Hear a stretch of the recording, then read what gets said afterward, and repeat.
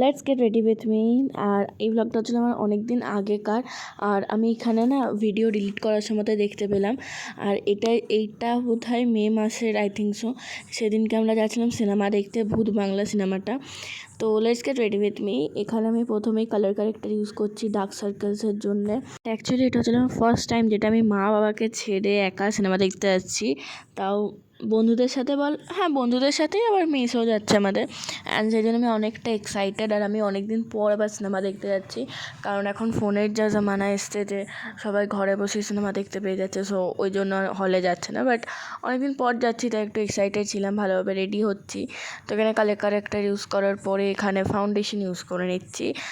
আর তোমরা তো দেখতেই পাচ্ছ কীভাবে রেডি হচ্ছি। আর এটা আমার সত্যি বলতে অনেক জলদি রেডি হওয়া ছিল, আমার কাছে আর 15 মিনিট টাইম ছিল, সেই 15 মিনিটের ভিতর আমাকে রেডি হতে হচ্ছে, ওই জন্য এটা একটু স্পিড। তারপর আমি স্পিড দিয়েওছি আর একটু। আর এত জলদি রেডি হতে আমি একদমই অভ্যস্ত নই, কারণ আমাকে একটু ধীরে সুস্থে একটু ওই ড্রাই হবে স্কিনটা, তারপরে করব। তো তারপরে লুজ পাউডার ইউজ করে নিয়েছি, অ্যান্ড তারপরে আমি ইউজ করছি হচ্ছিলো কনসিলার, কারণ আমার মনে হয় আমার ডার্ক সার্কেলস এতও বেড়ে যাচ্ছে দিন দিন যে আমার কালার কারেক্টারে হচ্ছেই না, ওই জন্য আবার কনসিলার ইউজ করতে হচ্ছে।